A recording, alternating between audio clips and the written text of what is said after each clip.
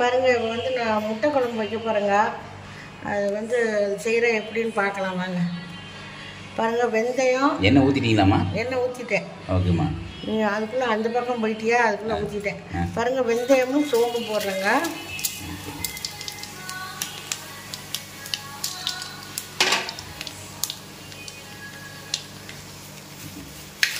பாருங்க, 2 பட்டை, 2 லவங்கம், குறிஞ்சி இலை எல்லாம் போடலாங்க. பாருங்க, கொஞ்சம் கல்பாசி போடலாங்க. கொஞ்சம் வாசனையாக நல்லா இருக்குங்க. பாருங்க, சின்ன வெங்காயங்க நைஸாக நறுக்கிஇருக்குங்க.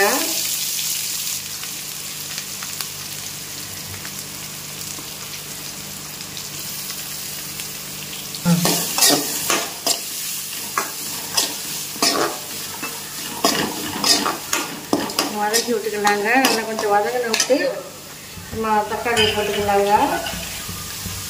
பாருங்க, கொஞ்சம் கருவேப்பிலை போடலாங்க.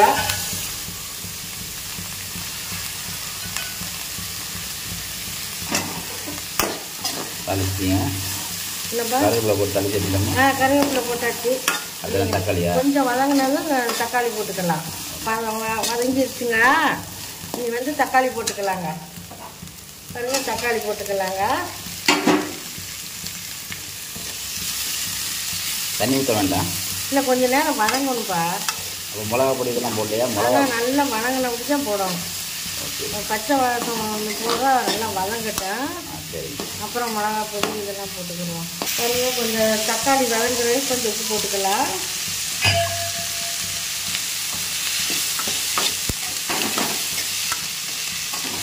சீக்கிரம் வதங்கினதுன்னா கொஞ்சம் மூடி வைக்கணுமா? இல்லை, மூடி வச்சா சீக்கிரம் வதங்கிடும் தக்காளி. சரி, போடுங்க. என்ன மூடி வைக்கணும்? மூடி வச்சிடலாம்.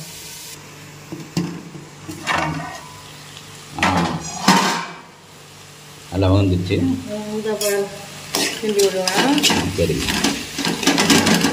மூடி வச்சோம்னா உப்பு போட்டு கிண்டி மூடி வச்சோம்னா நல்லா வதங்கிடும். மறுபடியும் மசாலா பொடியெல்லாம் போடலாம். வேறு வதக்கி வச்சு நல்லா யாருக்கும் பயப்பட போகிறோம். பாருங்க, கரம் மசாலா பொடி 1 ஸ்பூனுங்க. இது வந்து குழம்பு மிளகா பொடி 2 ஸ்பூனுங்க. இந்த மஞ்சள் தூள் எல்லாம் சேர்த்து கிண்டி விடலாம். தண்ணி எவ்வளோ கணக்கு? தண்ணி நமக்கு வேணுங்கிற அளவு வச்சுக்கலாம்ப்பா. பச்சை மிளகா வேண்டாம்? அதெல்லாம் வேண்டாம். பச்சை மிளகாலாம் வேண்டாம். இந்த வாசனை போகிற வரைக்கும் கட்டணுமா? அது ஊற்றிக்கலாம். புளி எதாவது போடணுமா? வேண்டாம், புளி வேண்டாம். பட்டை கிராம்பு போடும்போது புளி போடக்கூடாது.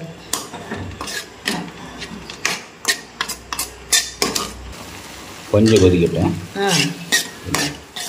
கொஞ்சம் கொதிக்கட்டும். வாசனை கமகமான்னு இருக்குமா? கமகமன்னு இருக்கா?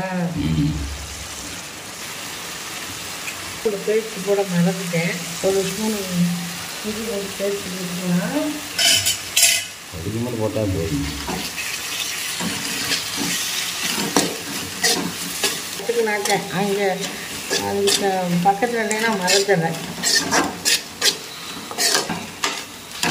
பச்சை வாசனை போலவே வச்சு முடியா? வச்சு நீ தண்ணி ஊற்றிக்கலாம். வேணுங்கன்னா எப்படி ஒரு 2 லிட்டர் ஊற்றலாமா? 2 லிட்டரா? ஐயோ, அவ்வளோலாம் வேண்டாம். அப்போ எத்தனை லிட்ரு? 3/4 லிட்டர் ஊற்றலாமா? ஆமாம், 3/4 லிட்டர். 1 லிட்டர் கூட கிடையாது, அதில் 1/4 லிட்டர் கம்மி. கொதிச்சு அது ரெடி. சரி, போட்டு இப்போ கொஞ்சம் போடுவோம்.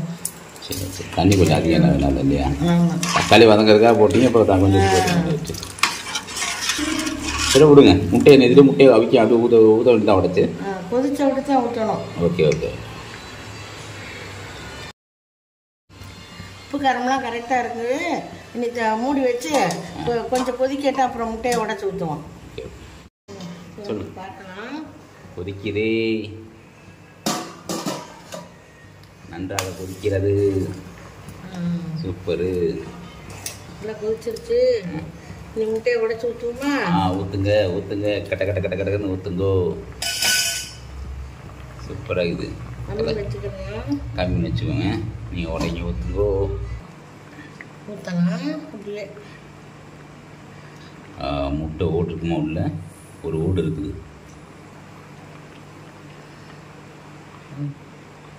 2 முட்டை,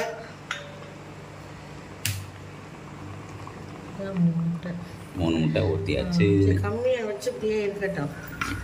அதிகமாக வச்சா கரைஞ்சிடும். இப்படியே இருக்கட்டும். மூடி வச்சிடலாம் கொஞ்ச நேரம். பண்ணுங்க பார்ப்போம் எப்படி இது. கொதிக்குது. ஆஹா, முட்டை கொலக் கொலக் கொலக் கொலக் கொலக். ஓய், கொதிச்சிருச்சு கொதிச்சிருச்சு. ஓஹோ, கொதிச்சிருச்சு. அந்த பாருங்க, சூப்பராக கொதிச்சிருச்சு.